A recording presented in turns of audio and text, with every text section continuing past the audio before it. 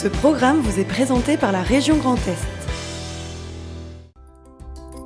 Le Crédit Agricole Alsace-Vosges au service de nos territoires et de ceux qui y vivent.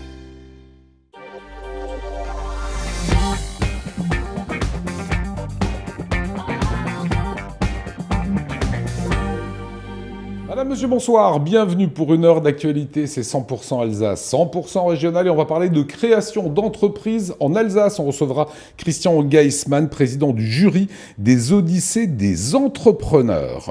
Jean Piléry est le directeur de l'ONAC, l'Office national des anciens combattants et victimes de guerre. À l'occasion des commémorations du 11 novembre, on parlera de la campagne que vous venez de voir des Bleus. Et Valérie Zago, c'est une belle rencontre avec les terroirs. Et Mathieu Chanvillard, le jeudi, a souvent quelques humeurs à ne pas manquer, surtout pas. Juste avant, c'est le JT, Anna Britz.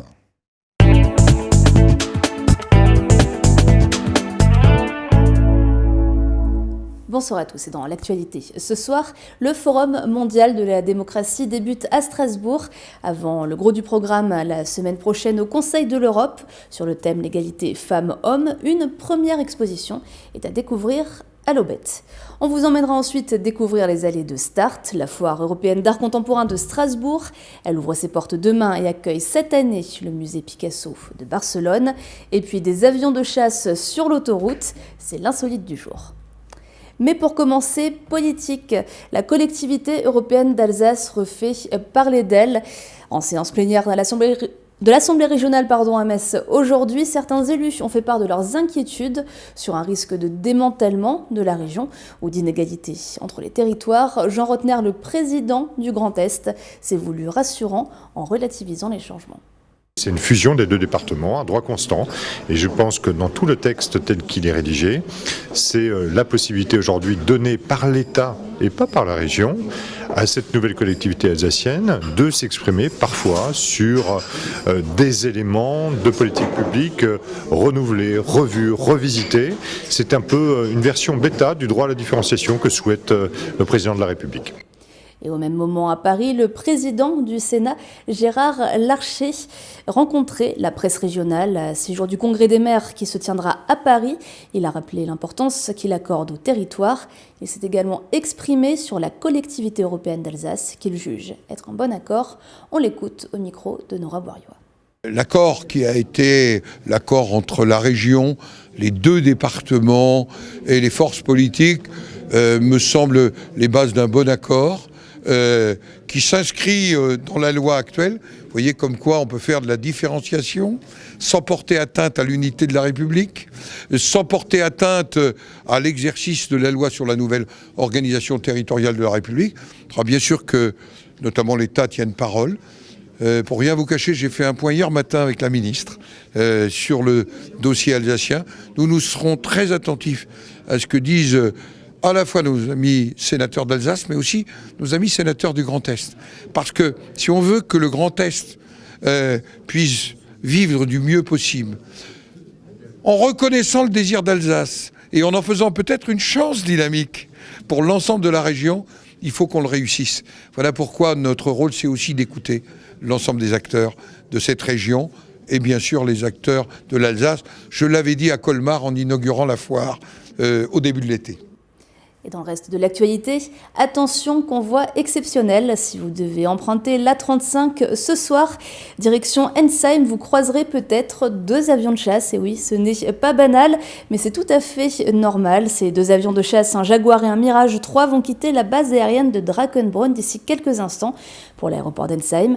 Dès août en 2015, la base de Drakenbrunn abritait ces 2 avions qui n'ont jamais volé. Alors, à défaut de s'envoler, ils rouleront donc ce soir. Un transport pas banal qui se fait de nuit pour limiter les risques.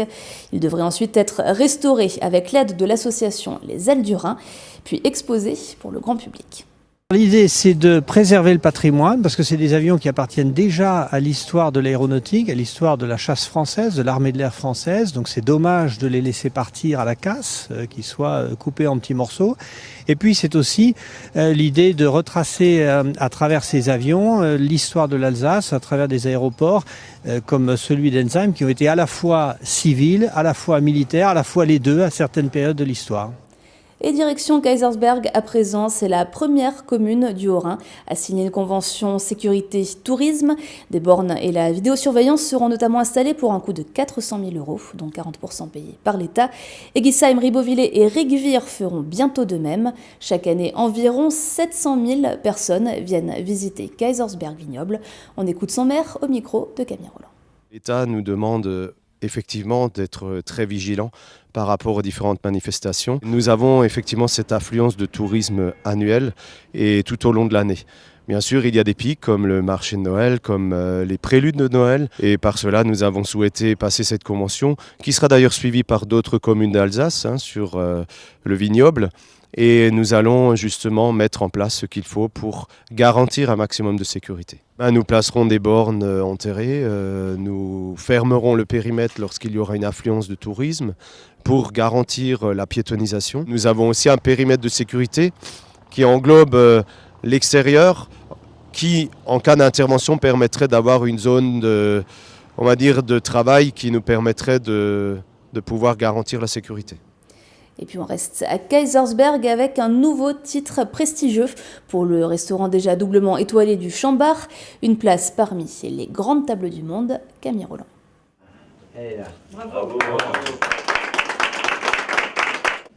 Cette plaque dévoilée marque l'entrée officielle du restaurant Le Chambard dans l'association Les Grandes Tables du Monde. Aux commandes des cuisines, Olivier Nasty, élu meilleur ouvrier de France en 2007. Il a obtenu 2 étoiles Michelin, condition sine qua non pour intégrer l'association. Il a voulu faire de ce restaurant, situé au cœur de la vallée de Kaysersberg, une vitrine de sa région. C'est un petit peu le parcours d'une maison installée dans un village extrêmement touristique et préféré des Français. Et au cœur du vignoble alsacien, je pense que ma maison aujourd'hui, elle a forcément la lumière sur cet environnement, sur l'Alsace, sur le vin, sur la qualité de la table. J'ai une cuisine qui est basée sur de grands classiques, une grande tradition. En même temps sur l'Alsace, sur les traditions alsaciennes. Et puis au quotidien, je la travaille, je la rends dynamique, créative par une coupe, un assaisonnement, par un croustillant ou un moelleux. L'association Les Grandes Tables du Monde rassemble 183 restaurants sur 5 continents. Son but, valoriser les restaurateurs et le terroir à travers le monde. Ce sont des maisons prestigieuses, mais ce sont toujours des maisons à taille humaine, où il se dégage toujours une âme. Et généralement, ce sont des maisons aussi familiales, où vous venez dans cette maison comme si vous veniez à la maison. C'est une table exceptionnelle qui met en valeur le terroir alsacien. Et c'est une maison qui travaille au quotidien pour promouvoir le terroir alsacien.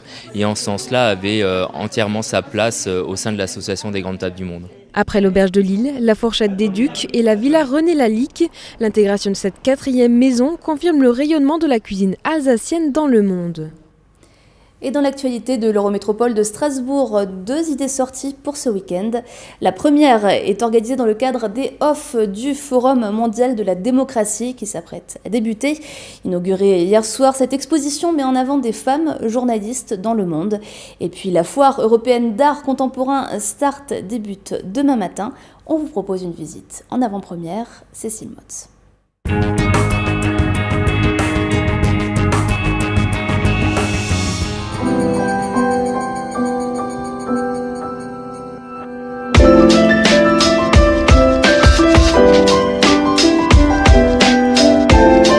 Derniers ajustements, dernières installations, tout est presque prêt pour démarrer la 23e édition de Start, la foire européenne d'art contemporain de Strasbourg. Dès demain et pendant 3 jours, elle accueillera 90 exposants galeries. Rendez-vous immanquable des amateurs d'art, la foire vise aussi à attirer un public plus novice. Il y a ceux qui y vont pour regarder et ceux qui y vont pour acheter. Comptez entre 200 et 100 000 € l'œuvre, mais quelle que soit la motivation, Start, la foire d'art contemporain de Strasbourg, attire toujours. C'est une foire qui est généraliste, ce qui veut dire que vous aurez toutes les expressions qui sont représentées, toutes les expressions d'aujourd'hui ou même d'hier. Ça passe par les stampes, la photographie, le street art, l'huile sur toile, du volume, des sculptures. Et je pense que la foire peut permettre à certaines personnes de rompre avec cette appréhension de rentrer dans une galerie. Et Le public, on en a besoin, nous les professionnels, parce que c'est eux aussi qui font cette communication virale par rapport à ce qu'ils ont vu, ce qui les intéresse, y voir et revoir. Je pense que c'est très très important de regarder les artistes. La foire propose chaque année un éventail large de l'art contemporain et parmi les rendez-vous immanquables de Start, l'invité d'honneur. Et cette année, la barre est haute puisque c'est le musée Picasso de Barcelone qui s'expose. Un carré vert comme un musée miniature lui est dédié. Difficile d'emporter toutes les œuvres à la foire. Il a fallu faire des choix qui se sont arrêtés sur des techniques moins connues de Picasso. Esquisses, estampes, mais aussi céramique entourent un tableau des fameuses Ménines. Une exposition qui se veut représentative de l'actualité du musée. Je trouvais important quand on m'a fait cette proposition d'être présent parce que ça touche d'autres publics, du public qui parfois viennent au musée, parfois ne viennent pas au musée. En l'espace de 4 jours, de voir 20 000 personnes ou plus, et nous on est un peu au centre dans cet objet un peu particulier, assez fermé, mais en bleu comme cela, qui est un espace muséal, qui est un musée en miniature. La première œuvre qu'on peut voir, c'est une des Ménines, une des fameuses 58 Ménines, cette série que peint à la fin des années 50 le grand Pablo Picasso, entourée de dessins de jeunesse, dont un autoportrait de 1899, un portrait du père. On a la chance d'avoir une très grande collection de dessins, notamment de cette époque. Et là, il y a un choix d'une dizaine de dessins. C'est une petite exposition, mais qui en dit beaucoup, et puis qui a sa propre poésie, son propre début, sa fin, son propre parcours qui se déroule d'une manière assez naturelle. Deuxième foire d'art contemporain de France, Start se tiendra jusqu'à dimanche au Parc des Expositions de Strasbourg.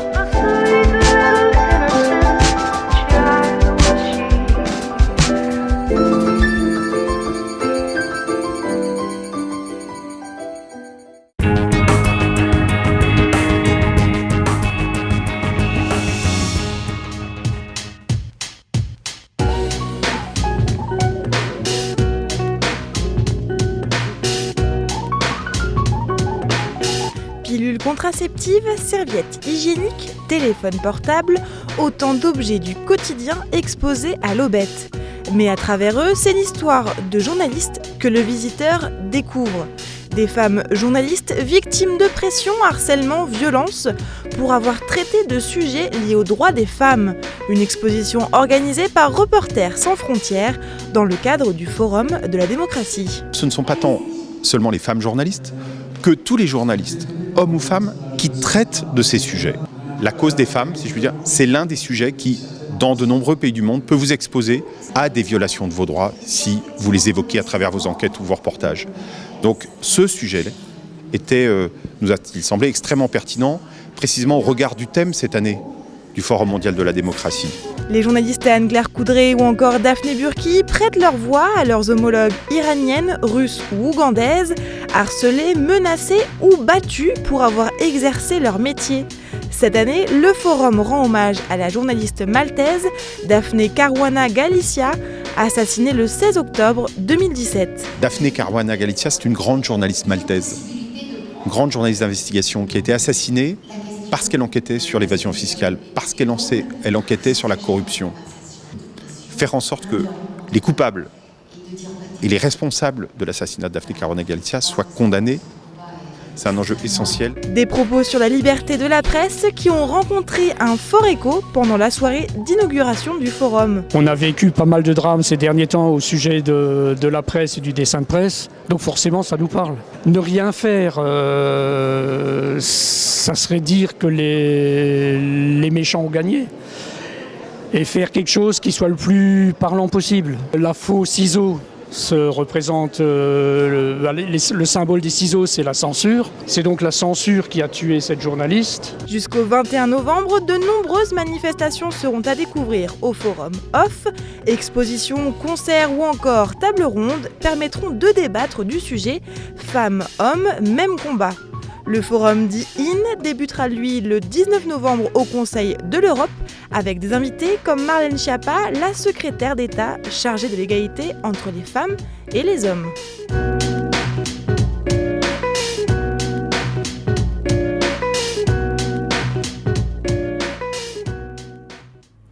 En sport, les basketteurs strasbourgeois de la SIG étaient hier soir en déplacement à Bologne en Italie. Les Strasbourgeois en noir donc sur ces images. Un match au sommet entre les deux premiers du groupe qui a tenu toutes ses promesses. Français et Italiens sont restés au coude à coude tout au long du match. À 5 minutes de la fin, les deux équipes sont encore à égalité à 69 partout. Mais devant leur public, les Italiens terminent mieux et s'imposent à l'arraché, 87-81, grâce notamment aux 26 points de leur Américain Kevin Punter. Les Italiens restent invaincus en Coupe d'Europe et gardent donc la tête du groupe D. La Cigale est 3e. Les 4 premiers seront qualifiés pour le tour suivant. Et pas de répit pour les Strasbourgeois qui devront s'imposer mardi prochain contre les Belges d'Ostende Orenus. Avant ça, les joueurs de Vincent Collet se déplaceront à Fos-sur-Mer ce samedi. Et place maintenant à l'image du jour, elle est signée Oliviane. C'est le moment de choisir le vôtre. Les calendriers de l'Avent font partie de la tradition alsacienne, mais il faut admettre que les bretteleux et autres chocolats ont une forte concurrence désormais. Entre les calendriers bières, croquettes pour chiens, fromage, sextoys et autres, heureusement, on peut quand même revenir à l'Alsace, avec le calendrier des dosettes de Café Rec, celui des expressions alsaciennes de l'Olka et celui géant de la place du village de Turkheim. Voilà, et ce sont des bons produits, Anna. On est d'accord ? Merci beaucoup pour ces informations. Ce JT, on va accueillir le plateau du soir. Mathieu Chanvellard qui fait sa grande entrée, accompagné de Valérie Zago. Notre invité Jean Pilleri, directeur de l'Office national des anciens combattants et victimes de guerre. Et Christian Gaisman pour le récent concours des Odyssées des entrepreneurs. On va en parler dans quelques instants avec vous, tous nos invités ce soir. Avant cela, petit coup d'œil sur la météo. Sada.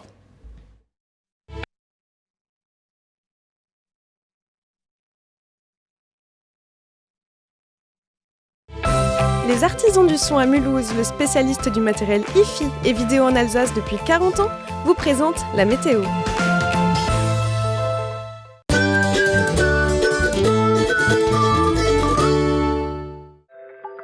Bonjour à tous et bienvenue sur Alsace 20, je suis ravie de vous retrouver et en ce vendredi matin, eh bien, le soleil sera présent avec certes des passages nuageux mais rien de méchant, où que vous soyez en Alsace ainsi qu'aux frontières rhénanes. Les valeurs dans la matinée, 3 degrés ce sera dans le nord du Bas-Rhin et 4 degrés partout ailleurs.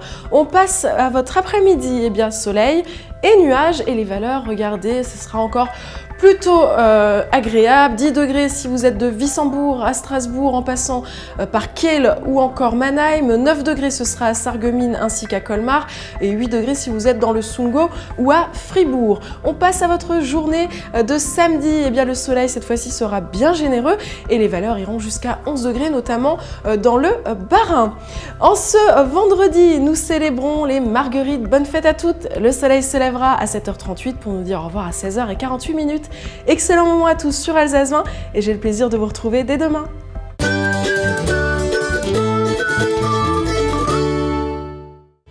Retrouvez les artisans du son à Mulhouse lors du 40e salon de la hi-fi et du home cinéma du 23 au 25 novembre de 10h à 20h.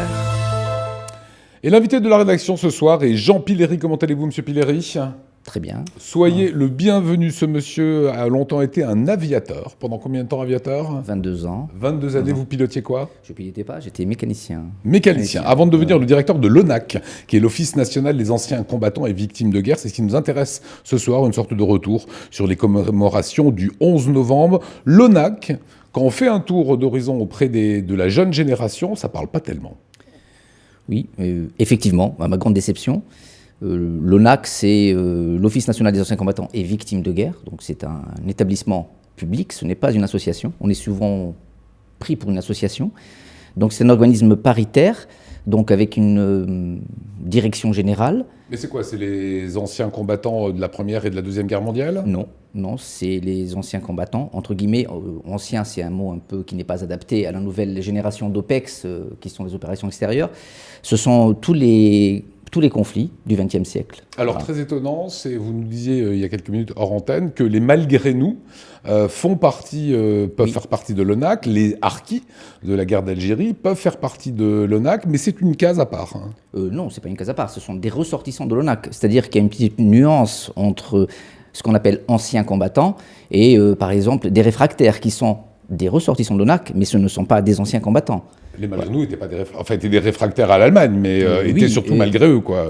Si on veut, on ne veut pas rentrer dans cette polémique, mais si vous voulez, c'est pour vous donner une idée de la diversité des ressortissants de l'ONAC. Ce ne sont pas des anciens combattants tels qu'on peut le voir Ils ne sont pas reconnus comme d'autres anciens combattants.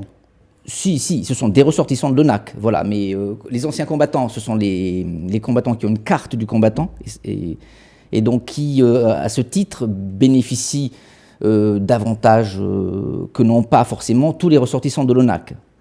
Donc il y a une petite nuance, à savoir que par exemple les veuves de nos anciens combattants, ce sont des ressortissants de l'ONAC, mais ils ne bénéficient pas forcément des mêmes prestations. Ils n'ont pas par exemple de retraite de combattant. D'accord. Donc c'est un jargon légèrement différent que peu de gens connaissent. Alors, au sein de l'ONAC, il y a également les pupilles de la nation, ces enfants dont les parents sont décédés. Il y a une grande campagne des Bleuets. Vous nous expliquerez ce que sont les Bleuets. C'était à l'occasion des commémorations du 11 novembre. Regardez. Les guerres et le terrorisme laissent les familles des victimes anéanties. Depuis plus de 100 ans, le Bleuet de France accompagne les pupilles de la nation et les aide à se reconstruire. Fier de les soutenir par mon don au Bleuet de France et dans ceux qui restent. Voilà, et Jean Pillery a le petit Bleuet de France ici à la Boutonnière. C'est quoi les Bleuets concrètement, Jean Pillery ? Alors pour la petite histoire, c'est quelque chose qui s'est créé durant la Première Guerre mondiale.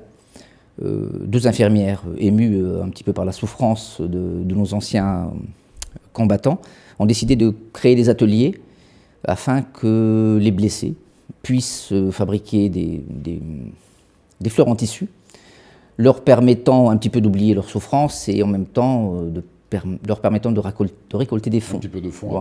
Afin de leur venir en aide. Pourquoi le bleuet D'abord, le bleu, c'est par rapport Bravo français. Ouais.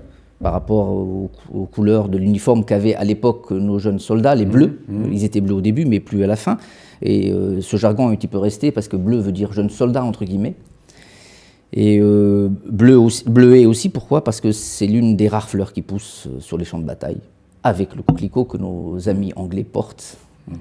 Le but aujourd'hui, c'est quoi ? Il y a une aide matérielle, financière, il y a quoi ? Il y a un devoir de transmission, d'entretien du savoir, de la mémoire aussi ? Il y a deux aspects. Il y a l'aspect de la solidarité et l'aspect de la mémoire. En fait, la collecte de ces dons permet une action de la solidarité gérée par l'ONAC, à savoir qu'au jour d'aujourd'hui, le Bleuet de France est géré par l'ONAC. Il est présidé et géré par l'ONAC. Donc ces fonds se rajoutent aux fonds de solidarité que possède l'ONAC pour venir en aide aux anciens combattants. Mais également aujourd'hui aux victimes du terrorisme. Absolument, parce que les victimes du terrorisme, ce sont des ressortissants de l'ONAC. C'est là où je voulais en venir, c'est le jargon que j'avais utilisé tout à l'heure, ce sont des ressortissants de l'ONAC. C'est le terme de ressortissants qui est bizarre, quoi. Oui, mais ce ne sont pas des anciens combattants, ce sont des victimes civiles. Voilà, donc, mais en fait, ils font partie des ressortissants de l'ONAC et à ce titre bénéficient donc justement de cette action de solidarité. Est-ce qu'aujourd'hui, il faut éveiller les consciences ? Oui, je suis surpris que chaque fois que je pose la question autour de moi, c'est que tout le monde connaît les coquelicots que portent nos amis anglais, mais pas les bleuets. Et donc j'estime que c'est peut-être, je ne sais pas si c'est un manque de communication, pourtant nous essayons d'en faire un maximum. C'est ce qu'on fait aussi ce soir indirectement. Voilà, c'est ce qu'on fait ce soir indirectement. Il faut savoir que les bleuets, c'est dans un esprit de solidarité, mais également dans un esprit de mémoire. En fait, dans un esprit de solidarité pour venir en aide aux plus âgés, aux plus démunis. Et aux pupilles de la nation aussi, et aux victimes du terrorisme. Pour leur permettre de suivre leurs études, etc. Mais ce que vous dites aussi, c'est pour ne pas oublier, surtout de ne pas oublier. Bien sûr. Le deuxième chapitre, qui est naturellement très important, c'est le chapitre de la mémoire. Donc ces fonds permettent justement de financer des commémorations. Elles permettent également de financer des concours. On fait des concours qui sont les petits assises de la mémoire, les bulles de mémoire. Le CNRD, que tout le monde connaît. C'est quoi le CNRD ? Le Concours national de la résistance et de la déportation. Je suis surpris que vous ne le connaissiez pas. Non, il faut décrypter plus en plus aujourd'hui. Oui, bien sûr. Je pense qu'il faut décrypter parce que, hélas, les générations qui ont fait nos grandes guerres sont en train de disparaître. Donc, on a de moins en moins de témoins vivants donc, de ces guerres et la mémoire, un petit peu, a tendance à s'étioler ou Eh ben voilà, disparaître. ça servait à Voilà. ça aussi que vous veniez nous rafraîchir et nous rappeler tout cela. Vous restez bien sûr avec nous, Jean Pilleri. Le jeudi, nous sommes bien jeudi, Mathieu Chanvillard est bien en place, c'est l'humeur du jour.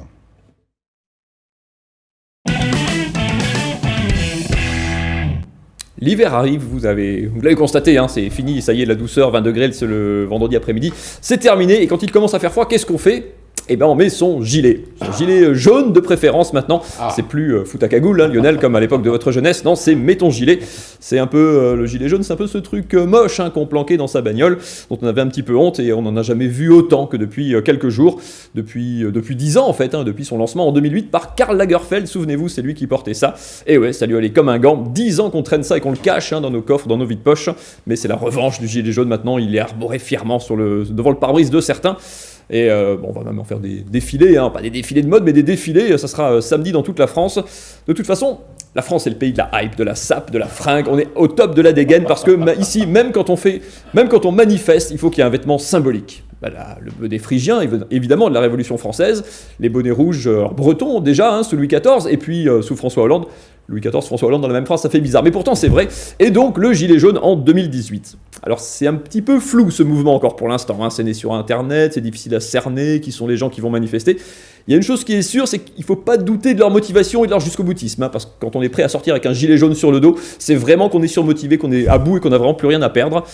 Parce que le gilet jaune, c'est quand même le truc le plus moche qu'on ait jamais inventé. Enfin, genre le jaune fluo, c'est la couleur la plus infâme. Dans l'échelle de la création horrible, enfin des trucs horribles que l'homme a créé, quelque part entre l'endive cuite et le football club de Metz, il y a le jaune fluo. Enfin, genre c'est quand même indécent.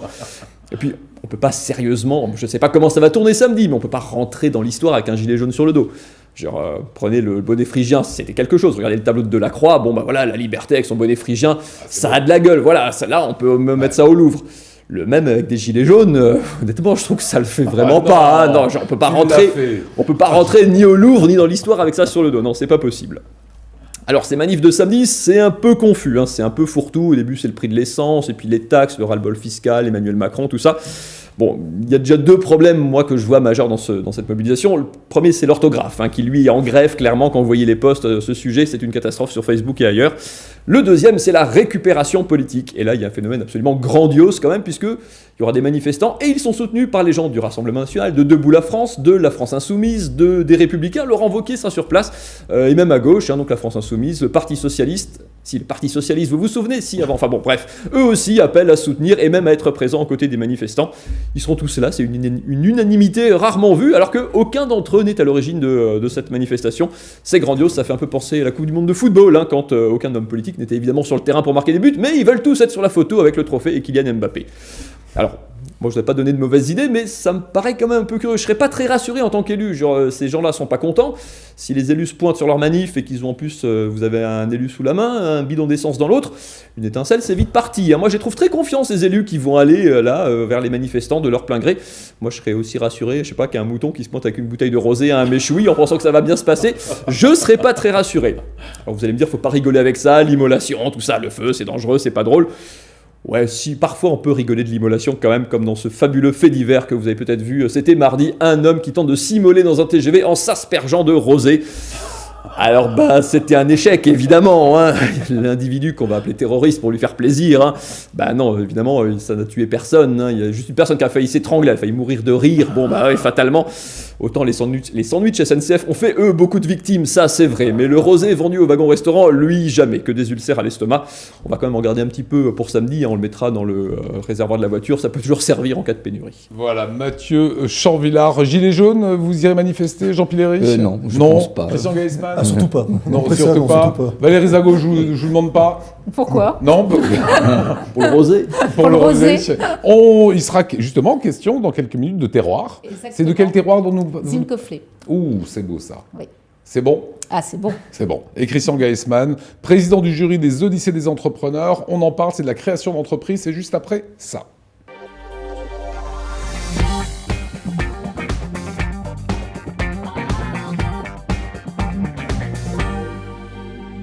Retour sur le plateau de 24 ans en Alsace avec notre invité Christian Geismann. Vous étiez le président du jury des Odyssées des entrepreneurs avec la Chambre de commerce et d'industrie, avec la Chambre de métiers d'Alsace. Bienvenue.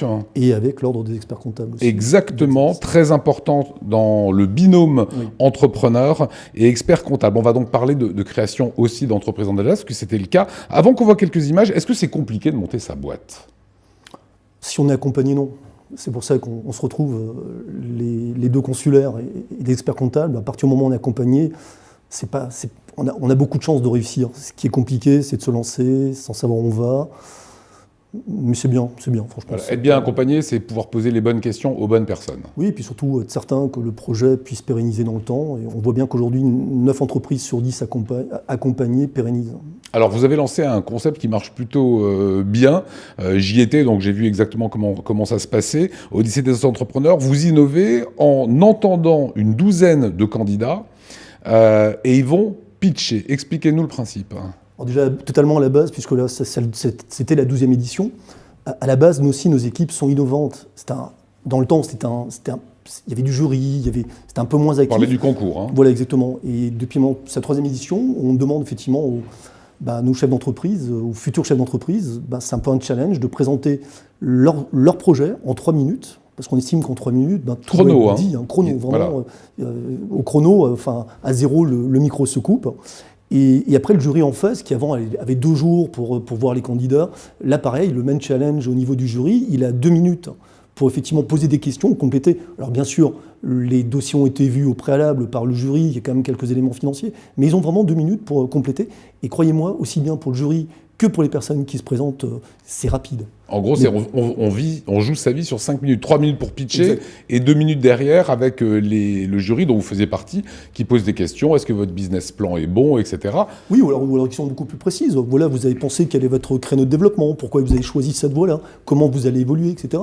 Et c'est de l'instantané. On est en direct. Hein.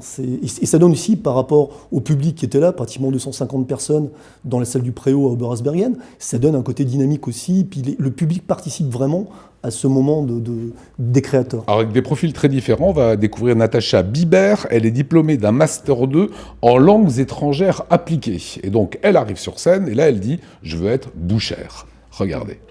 Mes 2 passions, les gens et la nourriture. Ok, boucher, waouh. Virage à 360, métier de l'artisanat français, technique, peu féminisé. J'avais aussi envie d'être là, on ne m'attendait pas. On m'a mise en garde.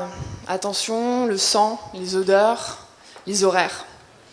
J'ai effectué du coup un stage d'1 semaine dans une boucherie à Strasbourg et ça a été un véritable coup de cœur. Mon CAP en poche, mes candidatures spontanées ont souvent fait mouche et ça m'a permis de faire mes armes auprès de grands bouchers parisiens, notamment comme Yves-Marie Le Bourdenec ou Hugo Desnoyers. L'idée de ma boutique, et je dis bien boutique, c'est de mettre en valeur mon produit dans des armoires frigorifiques verticales. Je ne veux pas de comptoir classique qui, pour moi, met une barrière entre le client et moi.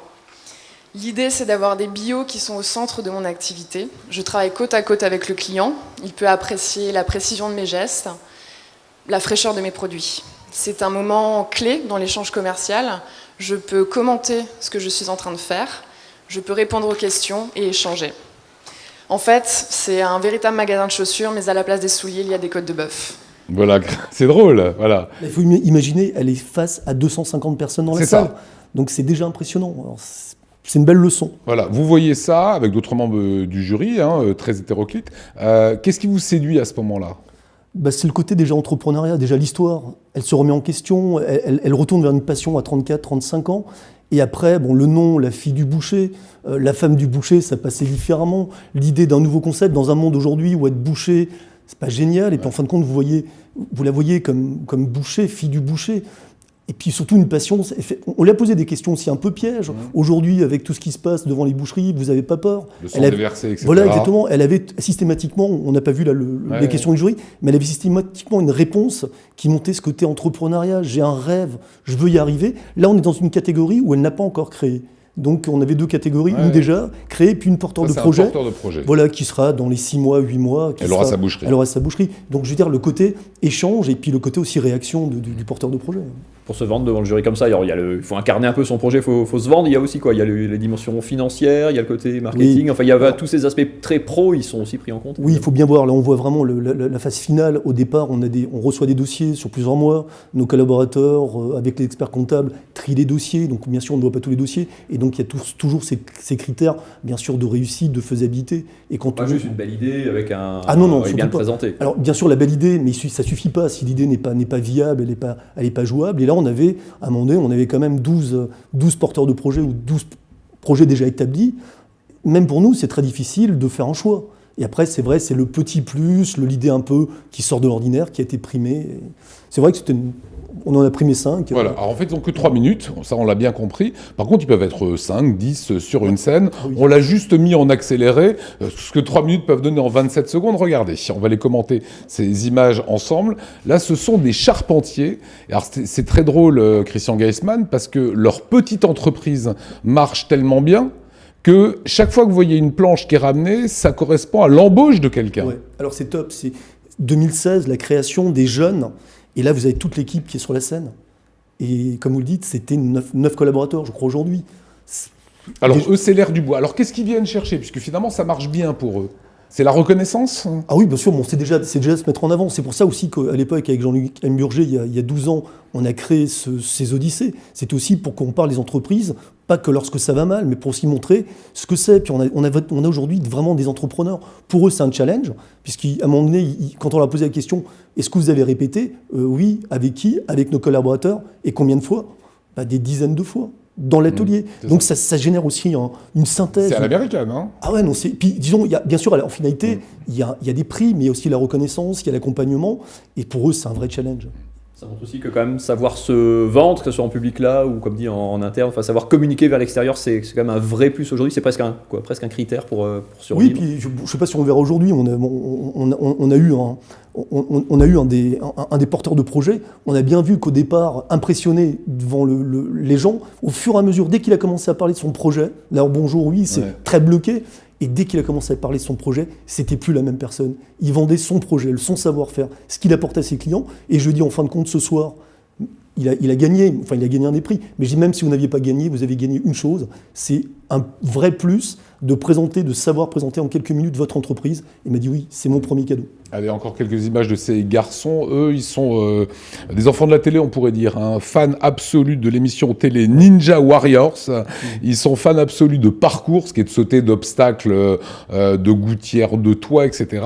Et ils sont arrivés avec un projet qui s'appelle le Ninja Storm, qui est une salle de loisirs à Haute-Pierre, un quartier de Strasbourg. Ça semblait plutôt bien ficelé, leur projet. Super ficelé, parce que là aussi, on se dit, allez... On a vu de temps en temps Ninja Warrior, il faut être Superman pour y passer. Non, pas du tout. Vous pouvez tous y venir. Alors vraiment, quel que soit votre âge, à tous âges, ouais. On a adapté tous les parcours à tous les niveaux. Il faut que ça reste ludique. Alors certains ont comparé ça à une salle de sport. Non, stop, c'est pas une salle de sport. C'est un plaisir, voilà, ouais. C'est un loisir. Vous venez en famille, vous venez tout seul, quel que soit le gabarit, l'âge que vous avez, c'est adapté et c'est super bien pensé. Et je pense que dans les 6 mois, ils auront ouvert. Voilà le coup de chapeau qu'on voulait donner à 3 d'entre eux, mais il y a eu beaucoup plus de prix. Il y en a eu 6. Vous restez avec nous, Christian Geisman. Je sais que vous êtes un fan tous ici des terroirs alsaciens. Ça tombe bien, on a la perle qu'il faut.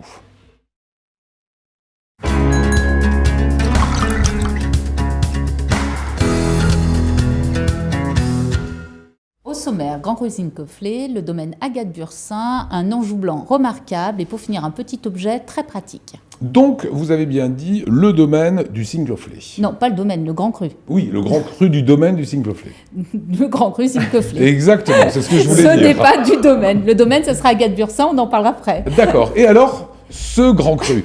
Alors, ce Grand Cru, c'est le plus haut d'Alsace. Il culmine à plus de 400 mètres. Il s'étale sur 68 hectares. Il a un très joli nom, puisque ça veut dire tête au soleil. Alors, l'origine du nom tête au soleil, c'est intéressant. Soit ça provient, en fait, de son disposition sud-sud-est, ou... Bonne Expo. Bonne Expo, exactement. Mais ça pourrait être l'origine de ce nom tête au soleil, ou le fait d'avoir de petits fossiles en forme de cadran solaire, qu'on retrouve sur ce Grand Cru. Le Zinckhofflé.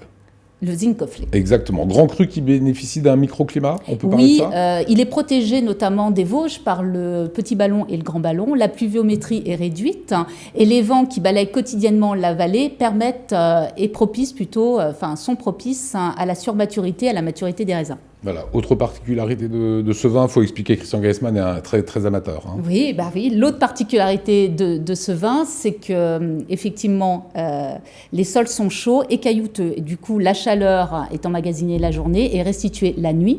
Et l'autre particularité qui accentue ce phénomène, c'est que dans ce grand cru, vous avez de murettes de pierre qui entourent les parcelles.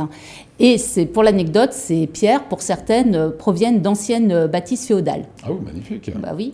Autre particularité également sur ce grand cru, c'est la faune et la flore qui est méridionale. Donc c'est quand même atypique en Alsace, je voulais le souligner. Et là maintenant, enfin le domaine à nous conseiller. Et voilà, là on y vient au domaine, voilà. C'est là. Je mettais la charrue avant les bœufs. Exactement. Donc le domaine, c'est le domaine Agathe Bursin. On a rencontré cette vigneronne passionnée. On regarde. Tout simplement grâce à mon grand-père. Je l'aidais tout simplement à élaborer son vin. Et donc, je goûtais à l'âge de 3-4 ans le jus de raisin. Et ensuite, il m'a initiée à la dégustation de vin. J'ai toujours eu une affection particulière pour le cépage sylvaner. Et le Tinköpfle a su accueillir ce cépage et il a pu donner des grands sylvaner. Donc j'ai eu la chance de pouvoir goûter des sylvaner datant des années 1920 et ça donne des très très belles choses. Son sol calcaire confère au Gewürztraminer ce côté aérien, élégant, et donc c'est un des cépages qui réussit très bien sur ce terroir. Ah, ça faisait envie. Votre coup de cœur de la semaine, Valérie? Alors, en direction la Loire, donc pour un Anjou blanc, le domaine c'est Château de la Viaudière, la cuvée c'est Pierre Blanche, c'est un 100% chenin, un cépage culte de la Loire. Là, c'est une cuvée qui est élevée 11 mois en barrique sur lit fine. Ça donne un vin à la robe superbe, jaune bouton d'or. Le nez est très élégant et complexe, sur des notes de fleurs blanches, tilleul, acacia, des notes de truffes blanches, de coin, légèrement mielées, un peu toastées dû à l'élevage. La bouche est minérale, fraîche, élégante, toujours avec une bonne amplitude sur les fleurs blanches et les agrumes. Très jolie longueur en bouche, un bon potentiel de garde. J'ai ouvert dernièrement en 2010, une fraîcheur incroyable. On mange quoi avec ça? Des pâtes au citron. Des pâtes au citron. Des pâtes au citron. Le citron ne tue pas le vin. Alors, le citron ne tue pas le vin parce qu'il est crémé dans les pâtes également. Le citron va accentuer le côté agrume de votre vin et la minéralité. Et je rajouterai un peu de muscade pour faire ressortir des notes de truffes blanches. Vous avez vu, Christian? Avant, j'ai dit non, là, je dis oui. Vous avez vu, Jean? Vous êtes un gourmand, Jean Pileri? J'ai jamais mangé des pâtes au citron. Justement, c'est ce que Valérie nous préparera pour la semaine prochaine. Et un petit objet extrêmement utile qui va vraiment révolutionner nos vies. Exactement. Vous avez dit ça tout à l'heure, hein. Exactement. Petit objet ultra pratique, en relation directe avec la recette. Donc c'est plutôt C'est quoi, Christian? Alors, une petite idée? Oui, c'est pour servir le citron. Exactement, c'est un presse-citron. Donc vous coupez le citron. Et ben voilà. Alors, vous coupez le citron en deux, vous mettez le citron à l'intérieur et vous pressez. L'avantage, c'est qu'on n'en met pas de partout. Vous pouvez même le servir à table. Et là, vous avez juste à... Comme j'ai bien répondu, je gagne la bouteille. Ah bah ça, il faut voir avec Valérie. Pourquoi pas? Ça se négocie hors plateau. Voilà, donc on met le citron là-dedans. On presse. Un demi-citron, évidemment. Ah bah oui, c'est ce que j'ai dit. On coupe le citron en deux. J'avais bien entendu, je voulais juste préciser. On reprécise. Voilà. Et on presse, donc pas d'éclaboussure, vous avez juste à presser et ça passe par là. Voilà. L'abus de Petit citron. objet. Eh ben, il n'y en a pas, mais l'abus d'alcool, c'est dangereux pour la santé. Toutes ces informations, vous les retrouvez sur ce site, excellent site, apicurien.fr, avec cette bouteille que vous avez proposée. Oui. Un ordre de prix peut-être? Moins de 10 €. Moins de 10 €. Et un vin incroyable. Eh ben, vous savez qu'on aime bien les vins de moins de 10 €. Eh ben oui. Voilà, je vous le propose. Eh ben écoutez, on va le goûter. On a bien noté que le 2010, c'était une tuerie. Oui, alors ça ne sera pas un 2010 mais là en l'occurrence 2010 c'était une tuerie. Voilà, merci beaucoup Valérie, merci Mathieu Chanvillard. Les Bleuets, on en a parlé avec vous, Jean. On rappelle que le NAC, on peut participer, envoyer des dons et ça sert notamment aux pupilles de la Nation et ça sert à vos différentes manifestations. Il existe un site pour ceux qui veulent collaborer au quotidien, www.bleuetdefrance.fr, donc sur lequel tout est décrit. Voilà, et il vient de s'afficher. Merci beaucoup Christian Geismann pour cet éclairage sur le monde de l'entreprise. Vous en êtes un spécialiste. Ce que je propose à présent, c'est le magazine du logement et de l'habitat avec la CIBAR.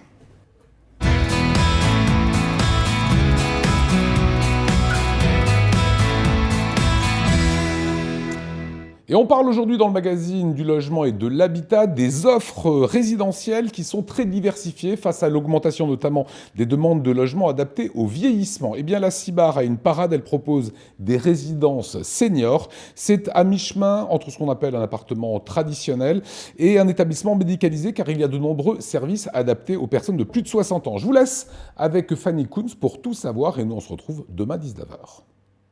En 2050, un tiers de la population métropolitaine devrait avoir plus de 60 ans, selon une récente étude de l'INSEE. Entre les uns qui seront autonomes jusqu'à la fin et les autres qui auront besoin d'une aide médicalisée, les seniors ne connaîtront pas les mêmes besoins. Si les bailleurs sociaux répondent dès à présent à des règles de sécurité dès la conception des biens, de nouvelles formes d'habitat voient le jour entre le logement à domicile et la maison de retraite. La société immobilière du Bas-Rhin propose des résidences seniors sur le territoire, comme à Lingolsheim dans l'écoquartier des Tanneries, à Dorlisheim ou Ergersheim, des alternatives au logement pour permettre aux seniors de choisir leur parcours résidentiel. Le principe d'une résidence senior n'est pas du tout comme un EHPAD, c'est ce qu'on a dit. Les gens ne sont pas obligés. Disons, à un moment donné, les gens sont obligés d'aller dans un EHPAD parce qu'ils ne peuvent plus se déplacer, etc. Là, c'est une démarche volontaire des différentes personnes qui veulent accéder à leur logement. Et les personnes, après, par contre, auront un certain nombre de commodités à l'intérieur du logement qui leur permettra de rester dans ces logements-là le plus longtemps possible. Pour nous, il est important de rencontrer chaque futur locataire, de le rencontrer lui, de rencontrer sa famille, ses enfants, ses petits-enfants, pour véritablement parler du projet. Les gens prennent parfois beaucoup de temps à quitter leur domicile pour s'installer dans une résidence senior. Alors que le parcours résidentiel évolue, il reste fortement lié à la santé. Pour faire face à l'augmentation des demandes, il s'agit d'anticiper en créant des logements adaptés à la perte d'autonomie. Pour Astrid, qui a été confrontée à la maladie, le choix de la résidence senior était une évidence. Sécurité, mobilier ajustable, convivialité et vie en communauté, des atouts non négligeables pour la jeune retraitée. Je suis allée à la Cibar, j'ai demandé un dossier pour avoir un logement social que j'ai rempli. J'ai fait une lettre de motivation que j'ai déposée là-bas et dans le mois qui a suivi, j'ai eu une lettre de la Cibar en me disant que voilà, mon dossier les intéressait. On m'avait demandé de ramener un certain nombre de documents aussi, notamment une feuille d'impôt pour voir un petit peu si j'étais éligible à un logement social. Et même pas 3 semaines après, à nouveau, j'ai eu un courrier comme quoi je passais en commission d'attribution des logements, que ma candidature a été retenue. Ce qui m'a surtout bien plu dans cette démarche, c'est le côté, j'allais dire, social, humain. On vous a écouté, on vous a laissé parler. Moi, j'ai vraiment rien à redire, au contraire, de le conseiller à tout le monde. Alors ceux qui veulent franchir le pas, venez. Les seniors poussent les portes des maisons de retraite et EHPAD le plus tard possible. Ils veulent continuer à vivre chez eux sans les contraintes d'une maison. Pour cela, la Cibar organise la vie dans ces résidences, une façon de créer l'interaction entre les résidents. Depuis plusieurs années, des animations sont proposées par le bailleur social, comme ici, à Dorlisheim. Alors ce que nous souhaitons avec nos résidences seniors, c'est de proposer un maximum d'animation. Et la plantation des fleurs est pour nous une animation importante puisqu'elle permet à nos locataires de participer. Beaucoup de nos locataires vivaient dans une grande maison avec un jardin, donc ça leur rappelle un certain nombre de choses, ça leur permet de travailler la terre, d'être en contact avec la terre et pour nous c'est vraiment très très important. Les résidences seniors, c'est un vrai problème de société, donc il faut aussi que nous soyons en capacité de donner une réponse complète à nos locataires jusqu'au bout, en allant par exemple jusqu'à planter des fleurs ensemble. Ils sont ici très fidèles, alors c'est vrai que planter des fleurs ça demande d'être encore en forme, mais même ceux qui ne plantent pas viennent, encouragent les autres, discutent, échangent, ils viennent en Yupala, même en fauteuil roulant. Et c'est ce que nous souhaitons, c'est de créer cette animation, ces échanges. Il faut que la résidence vive et que les gens se sentent bien. Lieu de vie, d'échange et de partage, ces résidences seniors font la fierté de la Cibar. Actuellement, une nouvelle résidence est en construction au nord de l'Alsace à Reichshofen. Elle devrait accueillir les résidents au premier trimestre 2019.